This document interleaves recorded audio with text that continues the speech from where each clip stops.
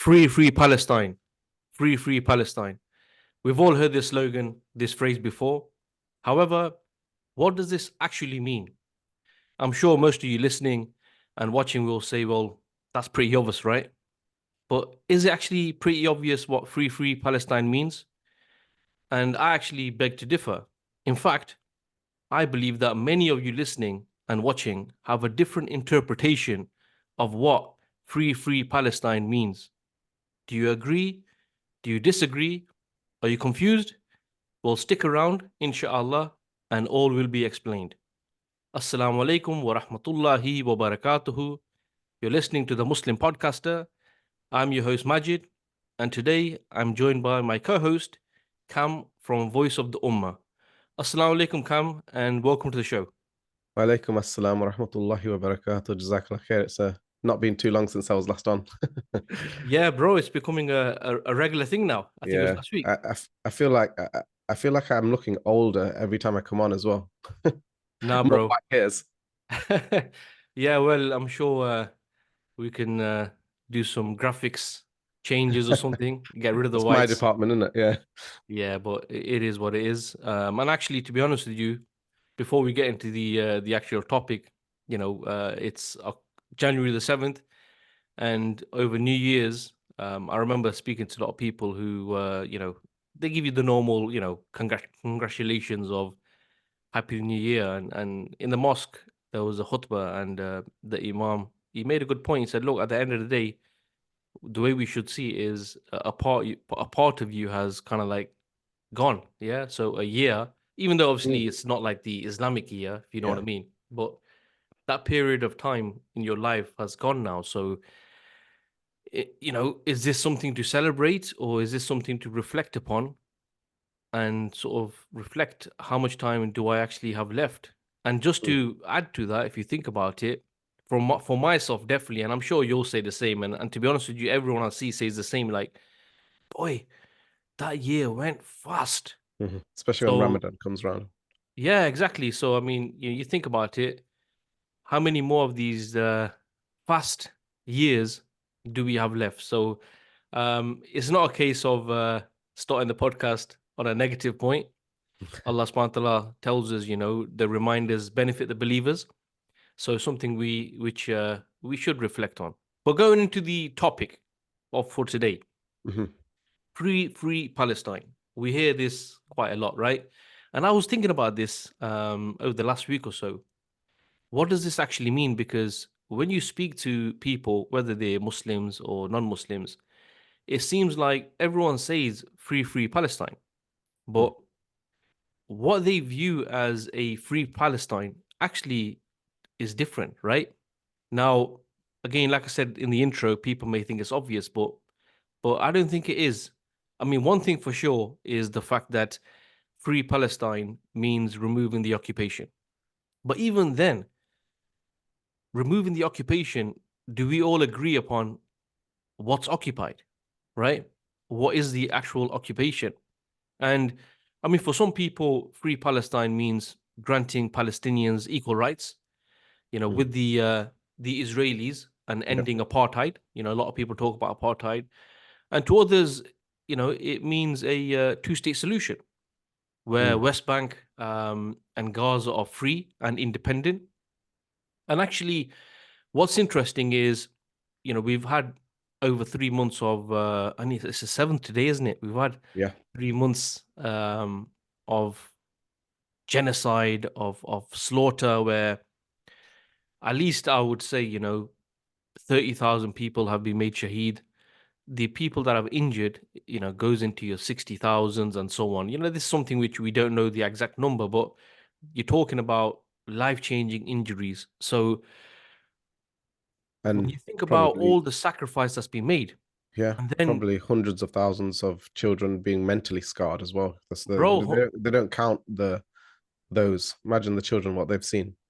100%, 100%. I mean, I can tell you a story about this, but I'm not going to about, how being used to explosions and stuff like this, what kind of impact it has on people. And you're talking about psychologically these kids growing up, and some of them really have been left orphaned. What sort of like future do they have? But what we're seeing is that there's a lot of hoo-ha over the last couple of weeks, and it's picking up now in regards to the American vision. And the American vision for the region is a two-state solution, as you know, Cam. Yeah. And it's picking up now that there should be a two-state solution which consists of West Bank and Gaza. And there's even rumors, and I'm going to say rumors, that the political wing of Hamas, Mm. are entertaining the option of kind of like merging with the Palestinian Authority, kind of like in line with this new two-state solution that's going to come about. Yeah. But let's start here. Come on, I want to bring you into this. So, the people who view a two-state solution as a free Palestine, and when they Yeah. say free Palestine, this is what they envisage. Um, does a two-state solution grant freedom to Palestinians, and is it the answer to a free Palestine? Okay. Yeah, and I think it's really important, firstly, to start on that. Do you know the term free Palestine that people are calling for? Both Muslims and non-Muslims are calling for it, right? When the Muslims call for it, it's because there's that pain, that anger, that the anguish, the connection to the ummah, feeling their pain. And then there's also the religious aspect of al-Quds, right? That also aggravates you, angers you. You know the importance of it. And so for the Muslims, they might be calling for free Palestine, but it's genuine. And I'm saying for non-Muslims as well, but it's a genuine feeling and they're hurting, right? For the non-Muslims, it's slightly different. It's more humanitarian, it's humanistic. It's just seeing the suffering of another human being, right? And to them, they can't take it. They need to obviously support oppression and support the basically Removal. them. Yeah, Removal oppression. Removal of oppression, not supporting oppression. That'd be counterproductive. But it's the agitation of the species instinct, even say survival instinct, from seeing the way the people are being killed there as well, and watching the videos and stuff of the children. So we need to remember that we're not, by talking about this subject, we're not downplaying people's emotions and their thirst to do something good, right? People are doing it for good. The problem is not, they don't know what the solution is, right? And that's why America packaged these solutions and give it to us, or the West packages a solution and give it to us. The first thing we have to ask is, why are we even entertaining a solution from the very people that created this problem, the very people that fund this Zionist state completely, to the point that if they pulled their funding, Israel would cease to exist, right? The very people that give them all of their missiles, all of the steel that's required for missiles. Only recently, Israel have now created a steel factory because they've realized that they can't depend on their father America, because if father America pulls the strings, they're cut off. They can't continue their warfare. They can't continue their Greater Israel plan. So they've started doing things against even their own father, as we say, fathers and son relationship. So we first need to ask ourselves, why are we even entertaining any solution from the people that are? It's like asking the oppressed to give you a solution, the oppressor to give you a solution to the oppressed. It makes no sense whatsoever, right? If this came from somewhere like Turkey or somewhere like Indonesia, somewhere completely detached from this situation, maybe they could have some level of credibility, or even came from the Gulf states nearby, right? But it's coming directly. All the two-state solution plans, the Trump plan, which was called Peace to Prosperity, the deal of the century, everything that's come through about Palestine has always come from America or Israel. And it hasn't come from anyone else. So we firstly need to recognize, where's the solution coming from? And secondly, I've got quite a few things that I want to say about what makes a state. And I don't know if we go into that now, but No, let's go into that, because it's relevant, because here you're talking a two-state solution, and people see that as being a free Palestine. Yeah.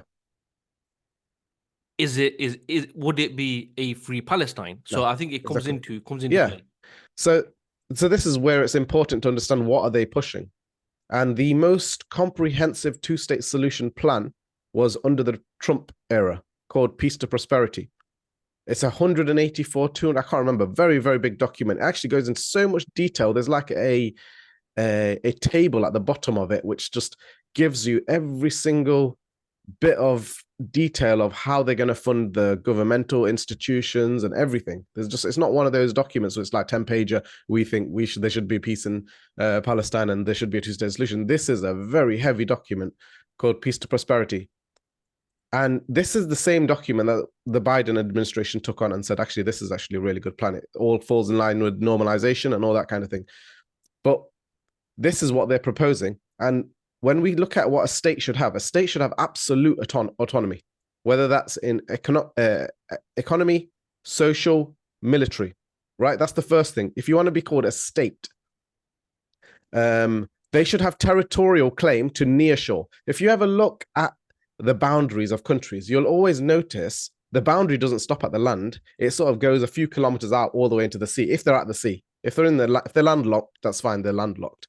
But those that are on the borders of the sea, because I'm in the world of GIS, geographical information systems. I look at borders all day long, and you'll see that they have at least 5 to 10 kilometers outside from their land into the waters, because that's their territorial claim. They need water space, they need port space, there could be resources or energy there. And if they want further land, that's when they dispute with countries around them to say, we want the land a bit further in the Atlantic or wherever. Like America recently just sort of expanded their territorial claim without even asking their best friend Canada or even anyone else. They just expanded it because they can do whatever they want, and it's America first and their interests first, right? So firstly, they need absolute autonomy. Secondly, they need territorial claim to their nearshore. Thirdly, they need to be free from external states, military presence, and occupation, because otherwise it's still an occupation, right? There has to be, yeah. So do you mean like having foreign nations bases on their land? Bases, if agreed upon with other states, that's okay, because they could be allied states. But in terms of checkpoints, in terms of demilitarizing yourselves, in terms of intelligence being within your country to stop you from ever becoming a military power, things like that, things like they did to Germany after World War II, where they demilitarized it. They were pretty much in occupation until recently, where they can actually do something themselves. But this is, so what they're trying to propose in this Peace to Prosperity is they don't have any of that. They don't have absolute autonomy from economy, social, or military. They are demilitarized. It actually mentions that they cannot even go into negotiations for this two-state solution if there's any form of Hamas or Islamic Jihad on the ground. It mentions it clearly. Any resistance factions on the ground, if there's any remnants of them, this deal will never go through. So now, when put that into context with what's happening now, this is one stage before to even get to the two-state solution. So in one way, they had to go in and remove those elements. And we know even they probably know, you can't just go in and remove an idea.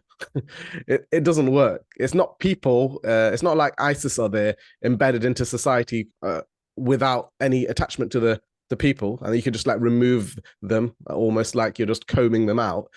It's the ideas and thoughts of the people that they want to be free of Israel completely. They want Al-Quds, they want all of the land.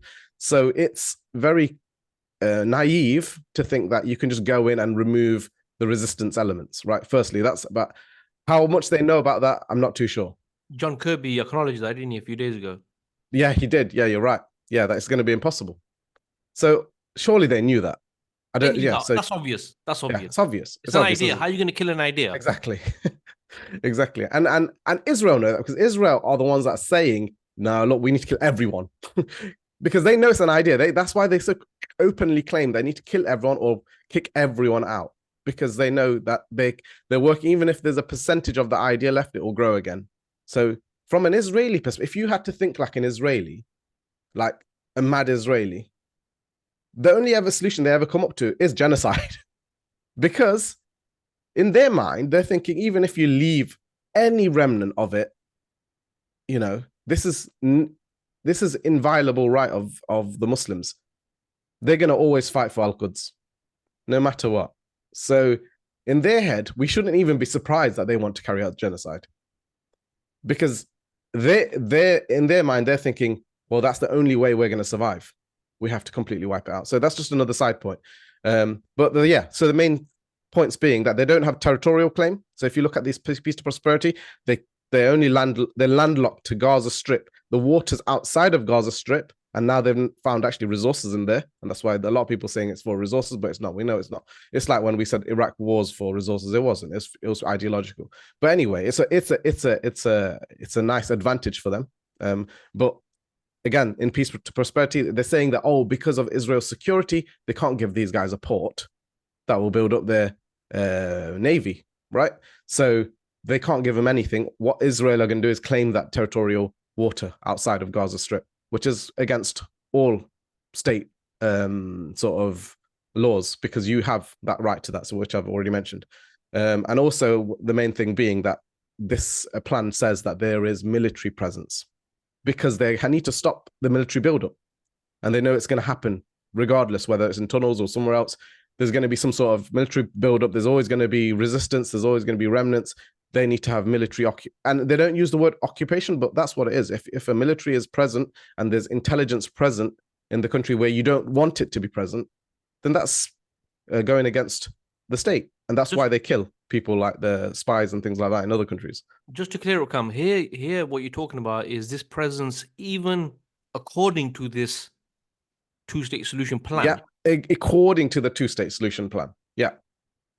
So we need to recognize the two-state solution plan is, we need to look at the detail. It's very easy just to say two-state solution. In people's mind, it's thinking, oh, finally, they can be a metropolis within this little area. They can build, it's a small area, so you have to build up, right? Because you can't build out. There's no other space. So in their mind, they're thinking, oh, they're going to be prosperous again. They're going to build up, If you look at the plan that's being presented in detail, then there's maps online of it as well.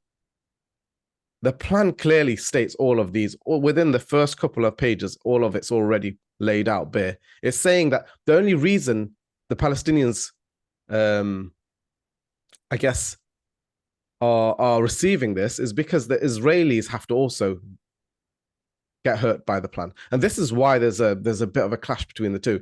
The way the Israelis get hurt is obviously they go back to 1967 and they have to basically resettle out of West Bank, where all those settlements that they've claimed, to get them out. And this is their biggest, loss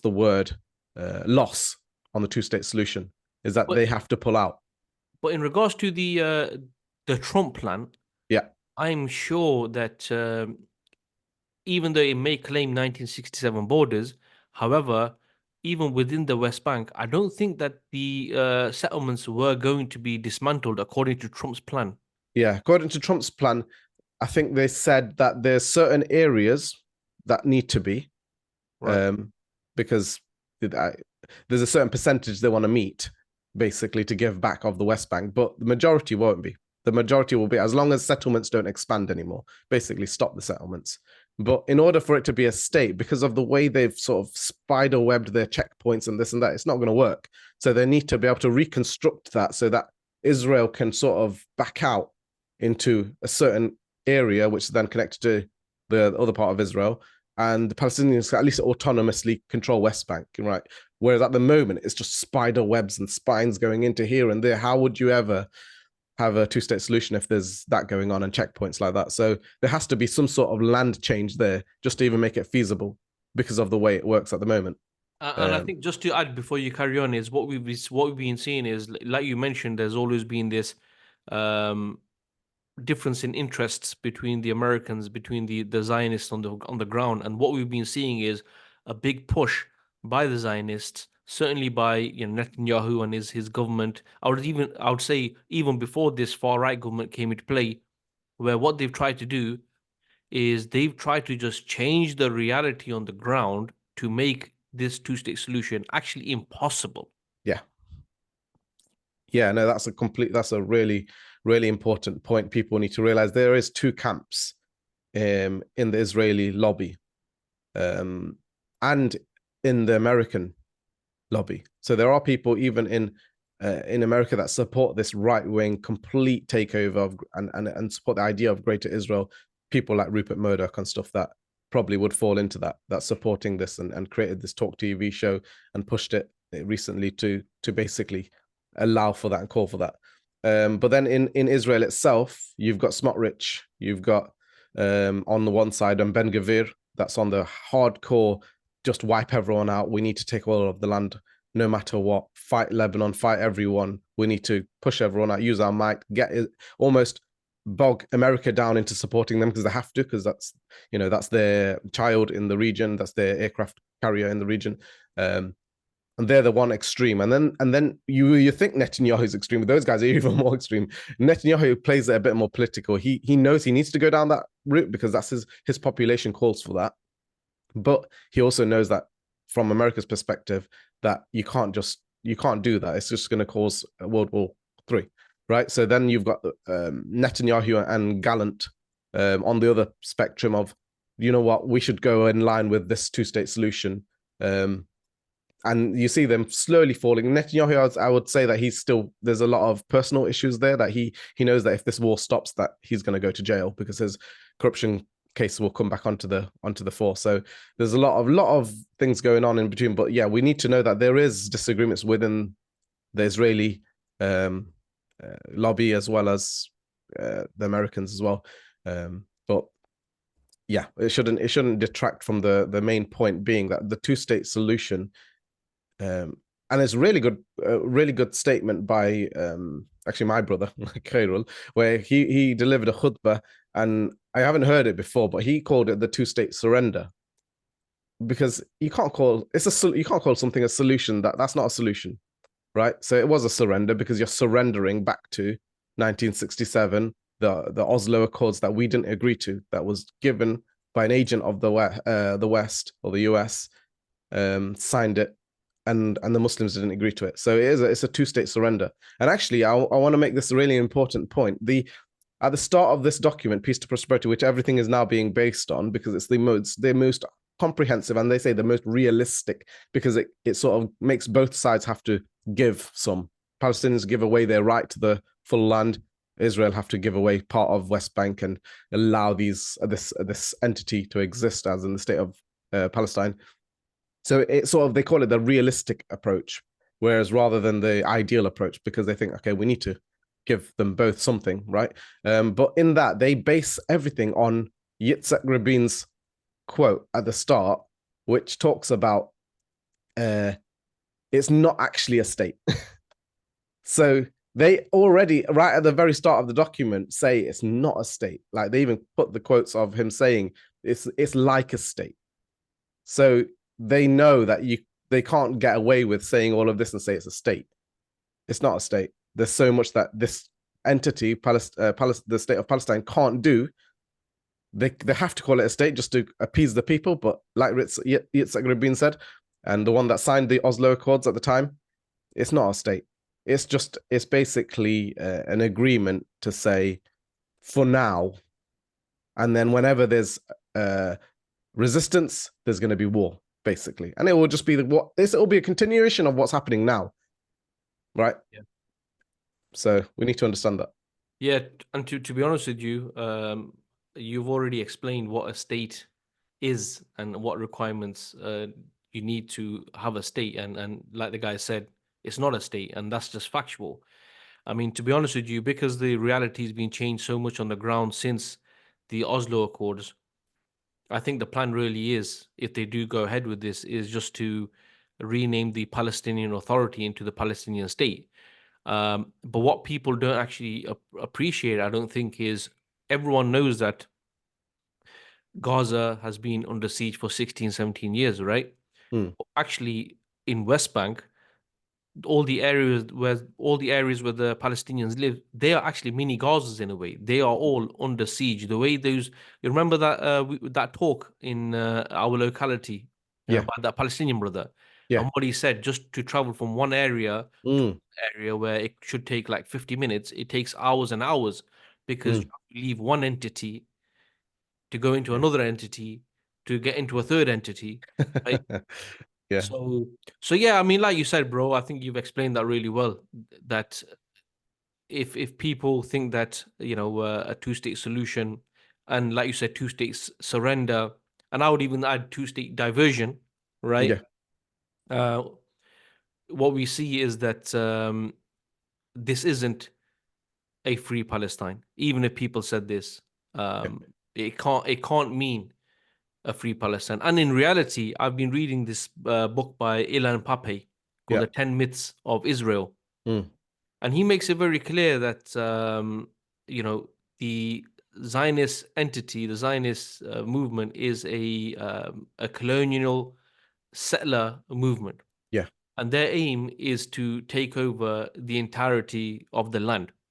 So even where I think I'm going to make a separate video on this, where Mm. even in 1948, where the official narrative is that the Arab nations, the armies came in and there was this existential threat and stuff like this. In reality, the Zionists were prepared for this, and there's even a video of a rabbi, and he's saying, look, okay, in some areas we may have defended. He goes, but a lot of the other areas that we occupied, a single bullet wasn't fired from that area. In the sense, like we already had planned to take over more and more. And even this two-state that you're saying, even though like you've explained brilliantly, it's not a two-state. However, this would just be something would pause the situation for now. Inevitably, there would be some sort of scenario created in the future where they'd go in and Mm. they would dismantle it, Yeah. right? Um, yeah, subhanallah, man. I think Mm. going back to the actual topic, uh, certainly people who say free Palestine and they are pushing or their interpretation of this means a two-state solution actually need to read this document Mm. because this is nothing more than just enslavement. Yeah. Okay, Complete. and I want to also go on to free Palestine, or what a free Palestine should look like from um, a Muslim point of Yeah. view. Okay, because I think an easier way of trying to understand where people are coming from when they say free Palestine, I think, is to ask people how do they visualize, what do they visualize a free Palestine to look like? Mm. You understand? Now, we spoke about the two-state solution. We spoke about, whether it's ending apartheid or whether it's the one-state solution or whatever. However, what we can kind of agree upon is that all of these visions for a free Palestine kind of include a new Arab nation, which is democratic, which will be secular. Okay. Mm. Now, this is something which, as Muslims, we wouldn't accept anyway. Okay, because how would it be any different to any of the other states, the 57 states? I mean, I think this would be the 58th state, if I've got that correct, right? Yeah. Yeah. Um, so for Muslims, how should we understand the phrase free Palestine or what a free Palestine should look like? Because look, ultimately, as we know, we as Muslims refer back to the Quran and the Sunnah for our answers, okay, Mm. for all the treatments, all the solutions to life's problems. So, as a Muslim, is it acceptable, first of all, to give away Muslim land as part of a two-state solution? Mm. And the answer is no. And if people want more detail on that, I recommend listening to the podcast I recorded with Ustad Lotfi, where we go Yeah. into that in detail. Also, is it acceptable for Muslims to have another secular, nationalistic Arab state? And again, the answer would be no. So I think one thing where we can all agree is that the removal of the occupation has to be done for Palestine to be free. I think everyone kind of agrees. But where we differ is the fact that to us, to Muslims, and to be honest with you, to Palestinians, um, Palestine has been occupied since 1948, not 1967. Mm. So it's not just a case of West Bank. It's not just a case of Gaza. So from an Islamic point of view, if we look at the Quran, Allah subhanahu wa ta'ala tells us that, commands us that obey Allah, obey the messenger, and obey those in authority amongst you. And if you differ on a matter, then refer back to Allah and His messenger. Allah subhanahu wa ta'ala also tells us that sovereignty belongs to Allah subhanahu wa ta'ala. The hukum is for Allah. And Allah subhanahu wa ta'ala also tells us that, those who do not rule by what Allah subhanahu wa ta'ala has commanded, they are the kafirun, they are the dhalimun, they are the fasiqun. So it goes without saying that from a Muslim point of view, from the Islamic point of view, that land has to be a land which is where the occupation has been removed, foreign occupation has been removed, and that Islam is established, and it's an Islamic entity. So from a Muslim point of view, that's all that it could mean. Not from a nationalistic point of view, not from an Arab point of view, not from a humanitarian point of view, from a Muslim point of view. A Palestine which is free from kufr, free from taghut. And because if you think about it, bro, just say now there's this two-state solution, okay? And let's think about it in a rosy way, right? Let's try to ignore the facts of the nature of the Zionists for a moment. They generally want to give the Palestinians a two-state. So now there's two states established. Who's in charge? The Palestinian Authority, who are secular, right? Now, like you mentioned, they want to make Gaza into the new Singapore. They want to, bring. They want to build the economy. They want wealth in the region. Now, this state is being, ruled by man-made laws. It's a democratic state. Capitalism, liberalism is rampant. What we've done is you think you've removed the shackles of the colonialists. You think you have. But in fact, this nation, this entity would now be enslaved to the dunya. It would be enslaved to capitalism.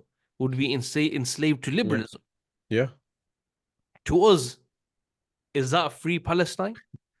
No, it's another form of occupation or enslavement, because imagine the amount of loans they'd have to get from the IMF to build that, or even from the neighboring Arab states. It's not just going to be gifted, it's going to be paid back. So yeah, you're right, it's pure enslavement. Exactly. And remember even what Netanyahu said. He said that, in Gaza, and he's not just he wouldn't just restrict it to Gaza. He's saying, look, we need an Islam like in the Saudi and in the UAE. Yeah. So he's saying we need that type of Islam. So it means that not only would this entity be secular, in fact, even the Islam that it would tolerate would be one which is not even Islam, which is some washed up version, of a moderate Islam, which has nothing to do with how you live your life under the label of Islam. So in reality, we have to think, is this a free Palestine? And let me ask you this question. In your opinion, is Saudi Arabia free? Are the Emirates free? Is Egypt free? Is Morocco free? From an Islamic point of view, would we say they're free? No, I wouldn't. No, definitely not. Because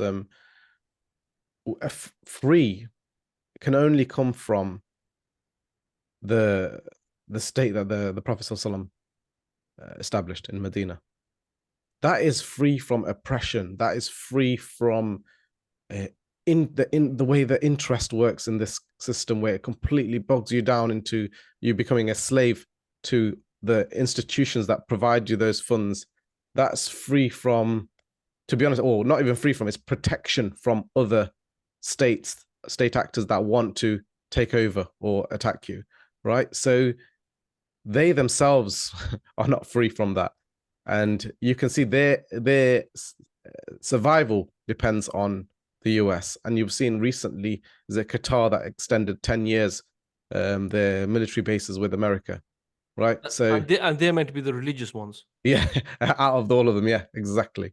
So we're seeing that they are not free. They know their dependence is on America. They need America in in their country, in their bases, because their people don't agree. The Muslims on the ground do not give their leaders leadership. So how do you contain that leadership? Is basically by force, by the fist. And we've seen, and this is why the whole Muslim people wonder, why did we have the Gaddafis and the Assads and this and the Saddam Husseins and people like that in our in leadership?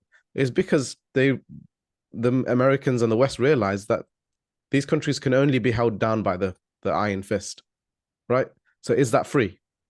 That's not freedom at all. That is complete subjugation of the masses to what they are calling for, what they really want.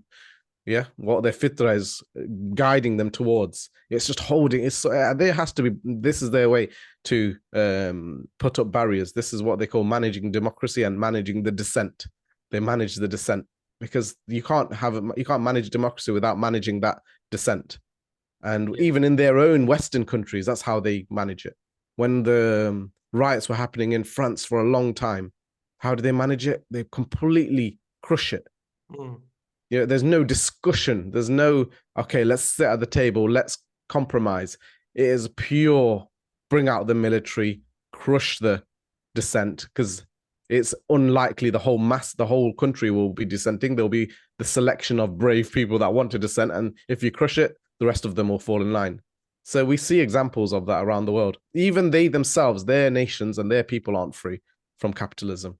They are completely subjugated, and they don't know the alternative because they don't let the alternative come about, like the Islamic State, the Khilafah. If that came about and they could compare to their own countries, they would be absolutely astonished. They'd be like, we need to live under that. Forget these systems. These systems are only filling the pockets of the ultra elite. And now even the Epstein report and stuff that's come out, we've seen how they lived.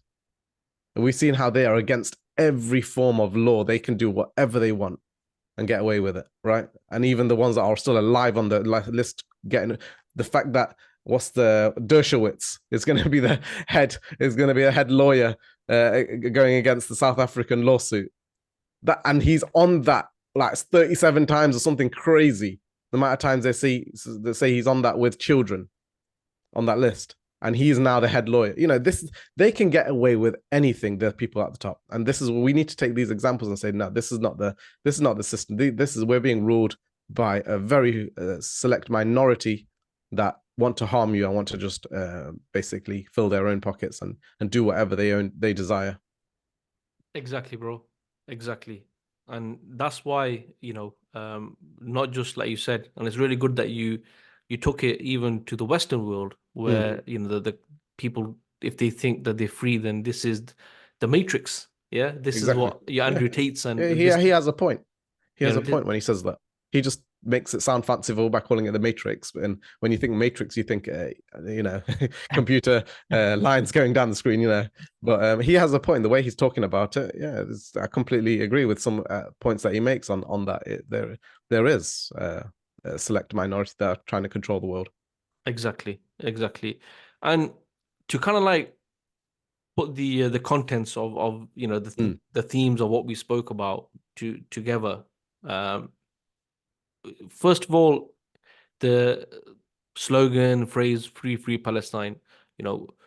We're not saying that that's negative. It's not here, and it's not here. We're not here even. And you cleared this up before, Cam, that we're not talking about people's ill intentions.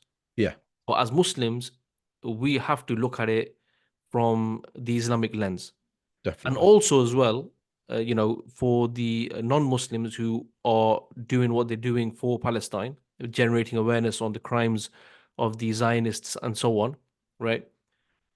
Enough respect to them for that. However, ultimately, this is an Islamic issue, right? Yeah. From our point of view, it's an Islamic issue. So we have to look at it from that lens. And when we say as Muslims, when we say free Palestine, there's two elements to it.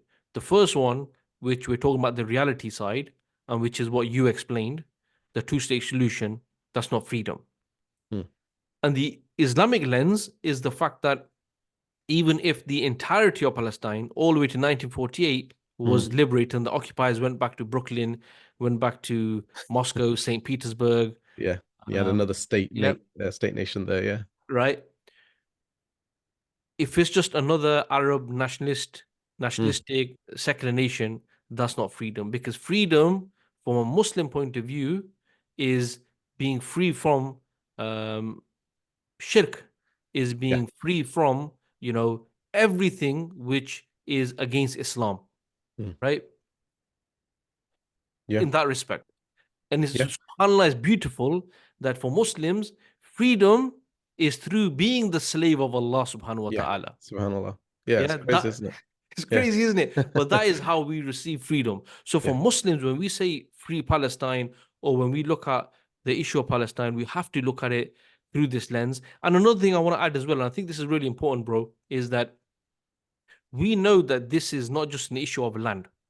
It's Mm. not just an issue of the people, i.e., in Palestine, right? And it's not even just the issue of Quds, I would Mm. argue, right? This is an ideological battle that's happening, and you've touched upon it. We spoke about it over the last couple of podcasts. Even you have people like that Geert Wilders Yeah. saying, if Jerusalem falls, then Rome, and which is Rome Greece. and Greece, right? Yeah. Athens, they would Athens. Yeah. fall. Yeah. So they all, the West, appreciate why they set up this entity in the first place. Yeah. Okay. And I would recommend everyone on my YouTube page check out a video which is, why the US and the West stand Mm. by Israel, because that explains even from the time of Herzl and when Zionism didn't have this entity set up, where what they were offering the West was actually the agenda of the West, Yeah. and they were just going to get something out of it. And in reality, it seems like the Jews have been used by the West to push their agenda. Okay, mix things up a bit. Before you had the Crusades, the Mm. Franks had no legitimacy in that land. But No. actually now, let's link this, this settler ideology. Let's link it to religion, where they talk about having a 4,000 year, link to that land. And actually, now we've got a good formula. So Yeah. for Muslims, first of all, we have to understand this is not just about issue of Palestine. This is an issue about this battle that's going on. And when we're talking about Palestine itself, even if Palestine was liberated up until 1948, historically, if we look at our history, we look at geography, what we have to understand is Palestine was never a nation state. Mm. In fact, the concept of nation states is totally un-Islamic, Mm. right? That was the British came and called it the state of Palestine. All right. The state of Palestine. In reality, Palestine was just a small part of the wilaya, Yeah. right, of Bilad al-Sham, Yeah. right? And even Bilad al-Sham was just a wilaya, a Mm. region which was part of the Islamic State. Yeah. So the reality is that Palestine will be liberated, and inshallah ta'ala. And when Inshallah. it will be liberated, it will be liberated by the army of the Islamic State, and it will be merged into, become part of the ummah. Yeah, Mm. we will be bringing this Palestine back Yeah. within the folds of the ummah and and the state. Mm. This is how, to be honest with you, we're going to liberate Palestine. And there's so much work that needs to happen, so many Mm. prerequisites before this, which we haven't got time to discuss on this show, Mm. in this episode. However, it's not as easy as saying free Palestine. No. Okay. And even when we say free Palestine, even if you mean it in this way, I think you kind of question free Palestine. Is that actually the right slogan? Or is it free the ummah? Mm. Or is it, free, unbreak the shackles of the ummah, rid them of this colonialism and so on and so forth. It's, Yeah. it's, it's a Exactly. wider issue. Exactly. Yeah. So, Yeah. bro, inshallah, I think we kind of like gave it an answer, and hopefully we've, removed any confusion. And if we've added confusion, that's completely fine. Definitely recommend that you Comments. subscribe to the channel, you like the video, and add your thoughts into the comments field. But Cam, before we come to an end, bro, is there anything you want to add? Could be Yeah, anything. yeah. Fine. I guess the final point is we need to realize that if America didn't need Israel, Israel wouldn't exist, right? The only reason they today survive is because they are an asset. So they will also be put into the dustbin of history by their own father if they needed to be. So we shouldn't get hung up on that. This is, a state that's going to be forever in existence. Like you said, there's the only way to really, the only real way to rid them would be obviously the Islamic State, but the alternative is potentially in one day, even if the paymasters didn't want them in the region, they would go. But that's still not the solution, because if that then just becomes the state of Palestine, a nationalistic entity, that's not what we're calling for either. Again, another subservient state. And the Peace to Prosperity Plan actually even talks about how subservient they would be if the state of Palestine was to come into existence. So I think one of the main points we should take away from what we've said today is that two-state solution isn't a solution, it's a surrender. Secondly, read Peace to Prosperity if you want a clear idea of what a two-state solution, what they're calling the two-state solution is. Yeah, there's so many things that make it not a state. They base it on a quote right at the very start from Yitzhak Rabin saying it's not exactly a state. So firstly, you can't. So right. So Well, at least they're setting expectations, bro. exactly? I think they had to, because otherwise everything below it, people will be like, this is bogus. But if you go back to, oh, it's not really a state, then they're like, okay, then that makes sense, right? So they have to say that at the start. And as we've mentioned, there's so many inviolable rights for a state to exist, whether economy, military, financial, having access to your sea, and all that kind of stuff. So I think those are some of the main points. So we should definitely realize that we shouldn't be calling for it, firstly, and secondly, we should be working for the resumption of Islam to then completely make the real solution to actually liberate the people there, and liberate all the other Muslim lands that are also under oppression. There's Kashmir and places like that as well. So it's not just this.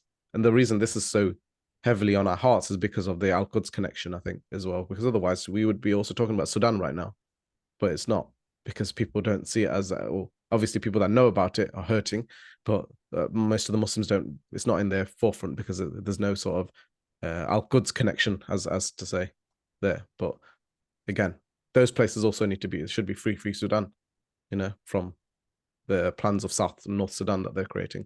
But anyway, that's another topic in itself.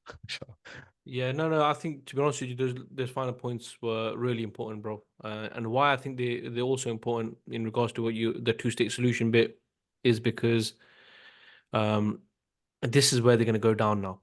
This Yeah. is the route they're going to take, and as Muslims, we can't allow the sacrifice made by the people of Gaza, the Muslims in Gaza and in West Bank, just to be washed away, Mm. right, by the hands of a few politicians. What was it? Why then? Why make this sacrifice? What was it for? Right?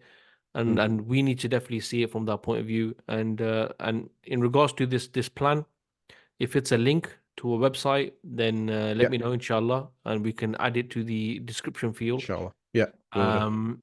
And the last thing I want to just reflect on what you said. Yes, Palestine, we have the Al-Quds link. However, it's all about the resumption of the Islamic way of life. You know, all these lands are colonized. They may appear free. The colonialists move from direct colonialism to indirect colonialism. They all colonized. Our masses are subjected to colonialism. Some realize it, some don't. And the rulers are there to protect the interests of the West. So it's not just a case of free Palestine. If we wanted to, we would actually, it would be a big list of free Sudan, free Kashmir, free this, free that. But then again, if I'm honest with you, if we even say free this nation, free that nation, then we're even falling into the trap of recognizing these nation states. Yeah. Hence why it's free ummah. Yeah. Free ummah. Yeah. And we won't copyright that. No. People can use it as much as they want. But I think, free ummah. Yeah. And free from what? Free from kufr, free from shackles of colonialism, and only free when Islam, the Islamic way of life, has been resumed. Allah subhanahu wa ta'ala's deen is being implemented, and as Muslims, we are living our lives according to the commands of Allah subhanahu wa ta'ala, and then we can take this to the rest of mankind, as is the mission of our beloved Messenger Muhammad sallallahu alayhi wasallam. On that note, Cam, Jazakallah khair for pleasure. joining me on such short notice. No, anytime, bro. Inshallah. Always a pleasure. Always a pleasure, bro. And for everyone listening or watching this video, please share it with your family and friends. It's a very important message. And like I said, interaction is good, whether you agree or disagree. Please add to the comments, and maybe we're wrong, and we are more than happy to review our approach and our opinions. But this can only happen through sincere interaction with you all. And once again, please subscribe, please like the video, and share this with family and friends. So inshallah ta'ala, until the next one, assalamu alaikum wa rahmatullahi wa barakatuhu. Assalamu alaikum.